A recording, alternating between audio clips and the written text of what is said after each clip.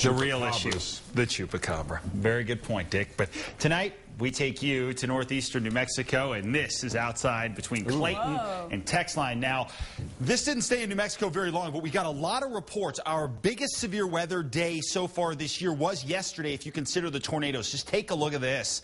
A couple of vortices kind of coming together here, and wait till you see the second shot, a clip here that'll show you a pretty good-sized tornado on the ground here, and we don't tend to see them quite this big in New Mexico, and this one was pretty significant. Took out some outbuildings, did not take out any major homes. Nobody was injured, thankfully.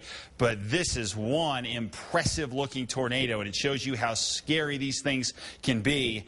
And I'll tell you, we've seen a lot of video of tornadoes in New Mexico, and none of them have looked quite like this. This is pretty impressive stuff and shows you the power of some of these storms. It's just staggering. Here's a look at some of the reports that we had from these storms yesterday. The one outside Clayton, that's the video you just saw. Two different touchdowns of two different tornadoes, one at 8 p.m., one at about 8:30, 8:37 or so. Note all these times. They're pretty close to each other. 7:57 and 8:25 just to the south. And then Amistad wrapped it up at 8:50.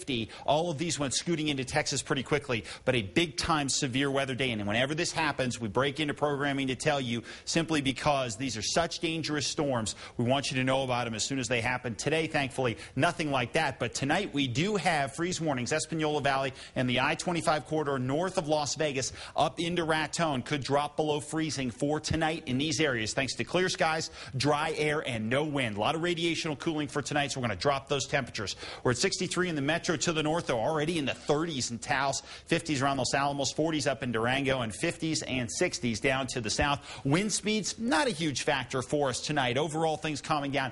And we did have a cold front earlier today, so that got the winds going early for us. But then as we got into the afternoon, the winds calmed down, the dry air set in. We didn't have a lot of thunderstorms. As you can see, things pretty quiet. That dry line was sitting over Texas, where the moisture separates the dry air over New Mexico and that wet air over Texas. Well, that dry line is going to be on the move here over the next couple of days, and it's coming in our direction. So essentially, it's going to march into the east side of the state for tomorrow. I think the southeast has got the best chance at some stray storms. Could see a few to the northeast, but then throughout the week, we'll see more and more storms, at least scattered in variety here. We're not all going to get soaked, but at least the chance of showers works into central and maybe even western sections by later on this week. But for the most part, our real concern is going to be across the east again. We're hoping to avoid the severe weather, but scattered thunderstorms will remain a possibility. Four Corners looking pretty good for tomorrow. Temperatures in the 70s. Slight chance of showers hits the Durango and Farmington forecast by about Thursday. South and west, plenty of sunshine for tomorrow. 70s and 80s. A breezy afternoon on the way, but